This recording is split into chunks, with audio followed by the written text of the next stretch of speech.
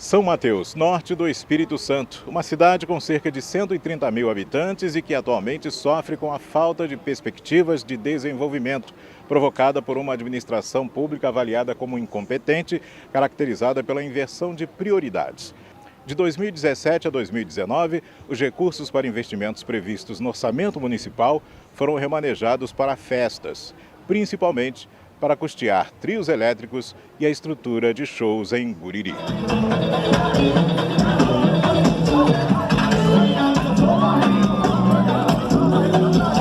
São Mateus é um dos poucos municípios do Brasil que não tiveram acesso aos recursos federais do Finisa.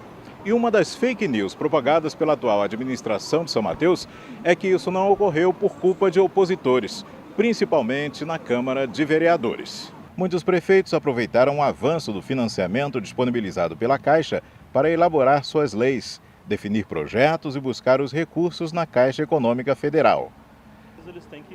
Foi quando o prefeito de São Mateus enviou para a Câmara Municipal, no final do ano, o projeto de lei número 32/2017, pedindo a autorização dos vereadores para contratar a operação de crédito junto à Caixa Econômica até o valor de R$100 milhões.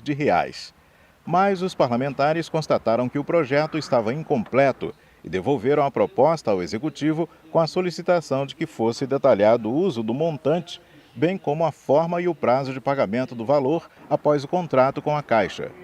Outro projeto de lei foi apresentado à Câmara no ano seguinte, o de número 23/2018, com 6 artigos distribuídos em 2 páginas.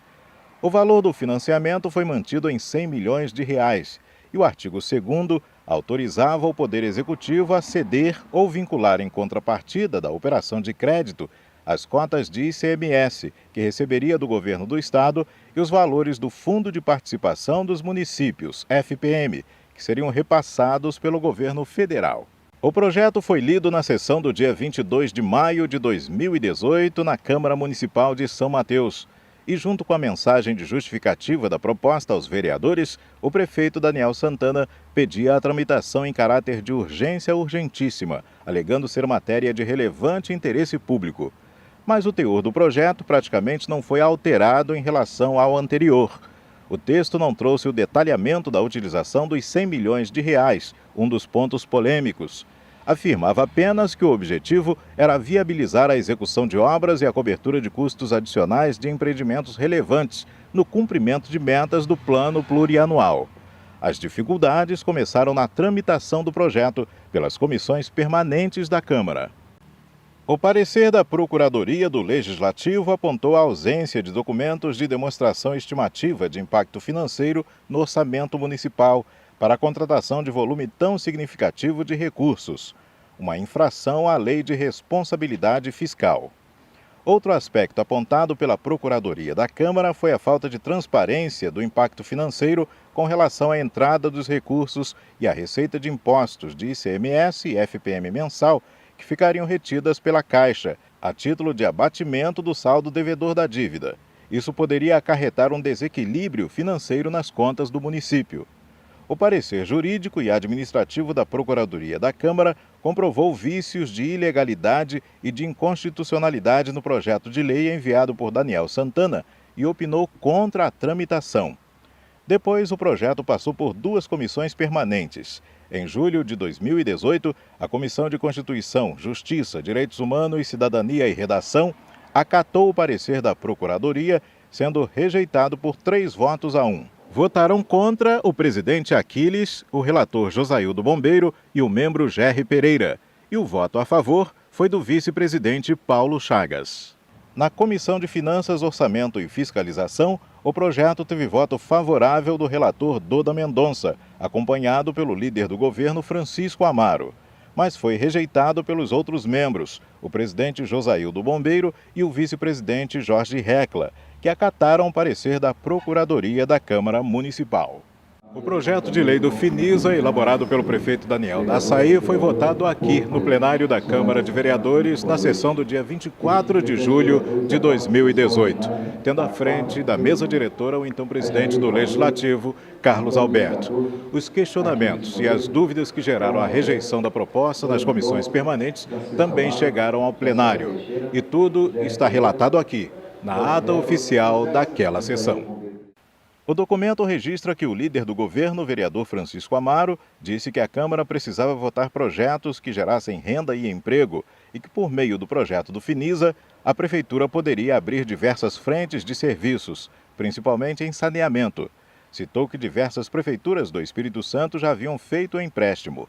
Logo em seguida, a vereadora Jaciara Teixeira afirmou que o projeto havia sido retirado justamente para fazer a inclusão do percentual de juros com base no valor, e criticou o fato de o projeto ser amplo e não priorizar nada.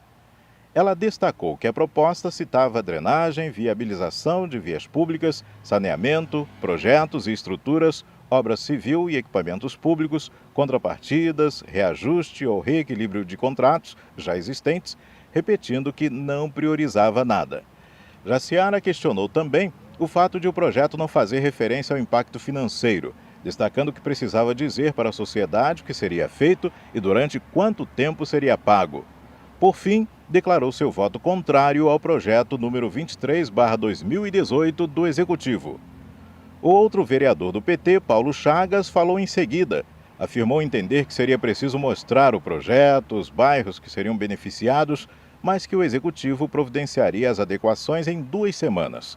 Frisou que o projeto seria bom para o centro da cidade, para a periferia e para o interior, e decidiu dar, nas palavras dele, seu voto de confiança ao prefeito. Também fez uso da tribuna o vereador Josaildo Bombeiro. Avaliou o projeto como macro, mas disse que estava inconsistente. Disse tratar-se de um projeto vazio, destacando que quando falava de vias públicas, citava vias públicas urbanas, se esquecendo de incluir o interior. Ponderou que, da forma que se encontrava o projeto, seu voto era pela rejeição. O último a usar a tribuna para discutir o projeto foi o vereador Jorginho Cabeção, que era o vice-presidente da Câmara. Ele destacou o fato de que o projeto havia sido devolvido ao Executivo para ajustes. Mas o anterior foi com 2 folhas, e o novo veio também com 2 páginas, com as mesmas informações. Citando que havia solicitação do Executivo para assegurar o projeto por 2 sessões, para a juntada de lista dos bairros beneficiados, conforme solicitação feita antes, Jorginho disse que o tempo não seria suficiente para a contratação de uma empresa para fazer os projetos necessários. Ressaltou também que um projeto de 100 milhões de reais não é um projeto qualquer.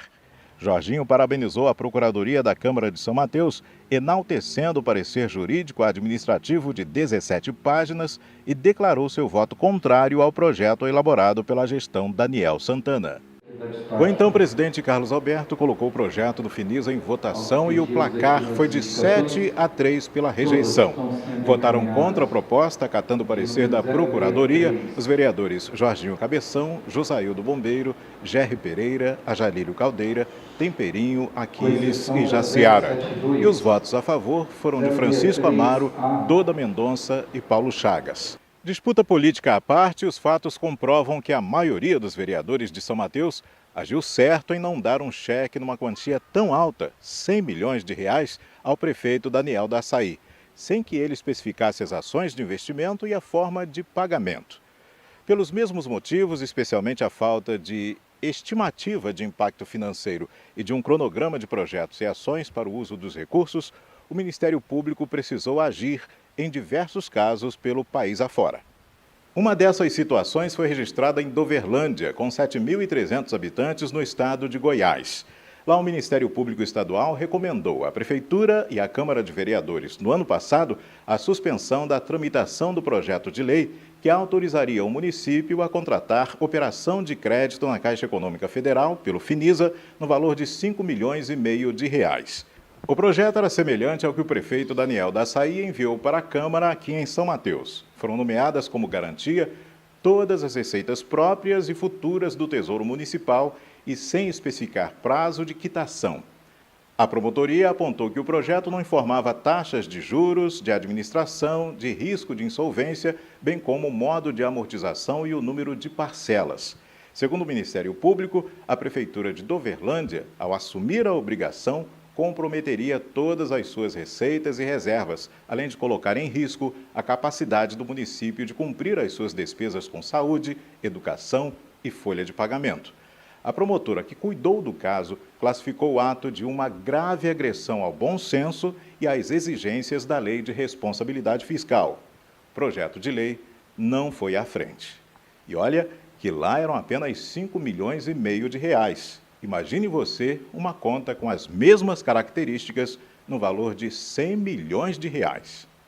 Mas houve problemas semelhantes aqui no Espírito Santo. O Ministério Público Estadual precisou agir firme em Nova Venécia, que tem 50 mil habitantes. Aprovada pelos vereadores do município vizinho a São Mateus, a lei permitiria a assinatura de contrato da Prefeitura com a Caixa para a liberação de valor de 30 milhões de reais do Finisa. A Prefeitura acabou tendo que revogar a lei e desistir do empréstimo dos recursos federais. Em São Mateus, diante de tantos problemas constatados no projeto de lei, houve prudência e responsabilidade em cortar o mal pela raiz com a rejeição do projeto mal elaborado.